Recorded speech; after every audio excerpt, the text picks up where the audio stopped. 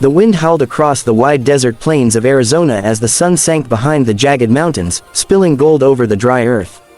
11-year-old Samuel Reeves sat beside his father outside their old ranch house, watching the cattle move like dark shadows under the fading light. His father, Tom Reeves, was a strong man but not a cruel one. He had the kind of hands that could break a horse or mend a broken wing, and he believed the land was meant to be shared, not stolen. "Remember, son," he said, his deep voice low, "a man's worth ain't in how many acres he owns, but in how many hearts he helps." Samuel didn't know then how those words would haunt him for years. That evening, 3 men rode up, dusty strangers with whiskey in their breath and greed in their eyes. They claimed his father had fenced land that wasn't his. Tom stood tall, calm but firm, refusing to give up what he had built with sweat and love. "You can take what's mine," he said, "but you'll never take what's right." The men didn't like that answer. They dragged him out in front of Samuel, beat him mercilessly against the dirt, their boots echoing with hate. Samuel screamed, tried to run to his father, but one man threw him down and pressed his face into the sand. The smell of blood, dust, and fear burned into his memory. When they finally left, Tom lay broken, his voice a trembling whisper as he held his son's hand. "Be strong, but be kind," he said, before his chest stopped rising. Samuel didn't cry that night. He couldn't. His tears felt frozen behind the fire of rage that burned through him. Alone and terrified, he buried his father behind the ranch where the cottonwoods grew tall. Then, barefoot and hungry, he walked for 2 days toward the hills where the Apache people lived, his father's old friends. Tom Reeves had once shared food with them during hard winters, mended their fences, and treated their wounds when no doctor would. They remembered his kindness. When Samuel stumbled into their camp, half-conscious and trembling, an elderly Apache woman named Kiona took him in. She fed him corn and stew, wrapped him in a blanket, and listened as he told what happened. Silence hung heavy around the fire that night. Among the Apache, respect was sacred, and betrayal of kindness even more so. The next morning, Chief Hoskay, an old warrior with eyes like polished stone, stood before the tribe. "The boy carries the spirit of his father," he said. "He is one of us now."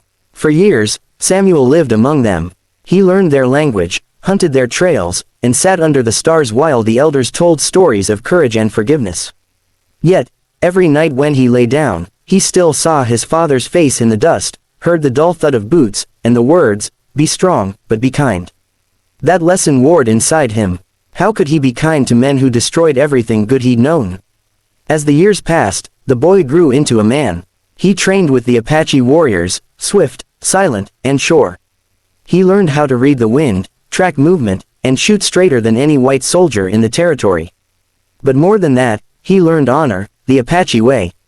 They didn't fight for greed or revenge, but to protect what was sacred, family, freedom, and the memory of those who came before.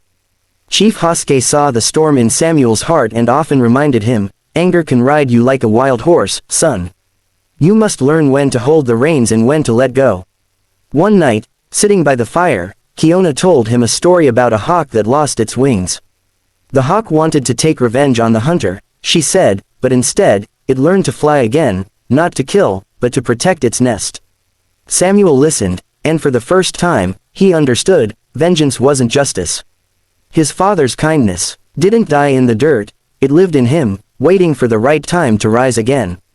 Still, fate had its own plans. 10 years after that terrible night, news came that the same men who had killed his father had taken more land from ranchers nearby. They had grown powerful, feared by many. But when Samuel heard their names, his hands clenched, and the storm inside him finally broke. He went to Chief Hoskay. "I must go back," he said. "Not for revenge, but for peace. Too many suffer because of them." The chief nodded, placing a hand on his shoulder. "Then you will not go alone." At dawn, the hills came alive with the sound of hooves. 400 Apache warriors rode beside Samuel, their faces painted in solemn silence, the rising sun glinting off their lances. They rode not as an army of war, but as an army of justice, honoring a promise made long ago to a man who had once shared bread and kindness when no one else would. By midday, they reached the valley where the Reeves ranch once stood. The land was dry, the fences broken, and the same men, older now but no wiser, were laughing near the corral. When they saw the dust rising and the endless line of riders approaching, their laughter died in their throats. Samuel rode at the front, tall and calm, his face shadowed by his father's old hat.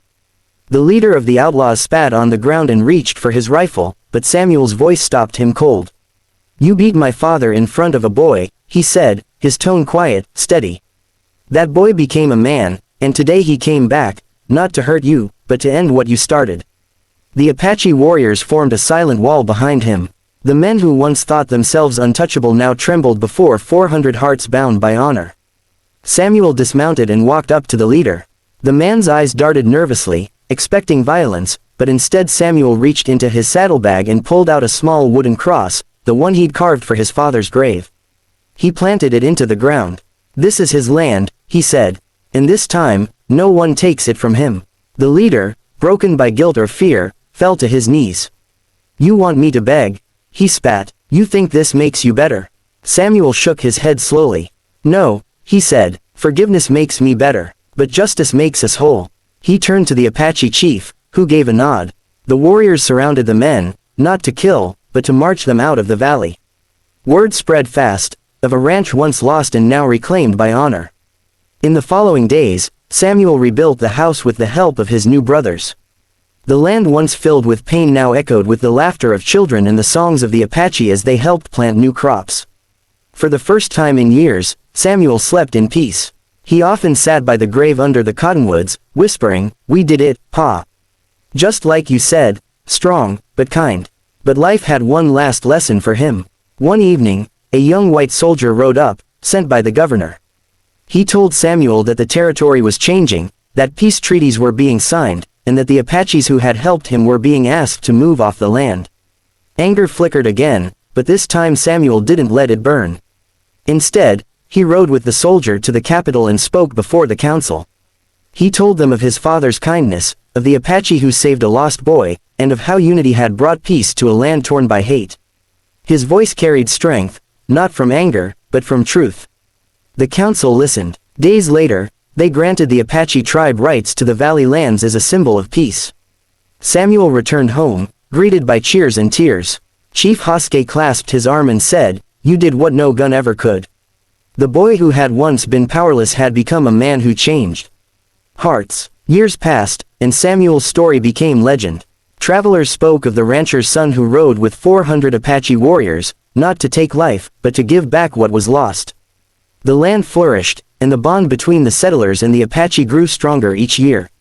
The valley was no longer a place of sorrow, but of hope, a reminder that even from the deepest wounds, light can rise. On the anniversary of his father's death, Samuel stood once more by the cottonwoods. The wind was gentle, carrying whispers of old times. He knelt by the grave, tracing the letters on the wooden cross that had weathered through the years. "You were right, Pa," he said softly. "Kindness doesn't make a man weak, it makes him eternal." The sky burned orange as the sun dipped low, and from the distant hills came the faint echo of drums, the Apache honoring their brother one last time. Samuel smiled, feeling his father's spirit in the wind, his heart at peace. For the first time, he truly understood. Revenge fades, but compassion endures. And so the boy who once watched his father fall had risen, not as a man of war, but as a man of mercy, riding forever in the hearts of 400 warriors who stood not for vengeance, but for the unbreakable power of love, loyalty, and forgiveness.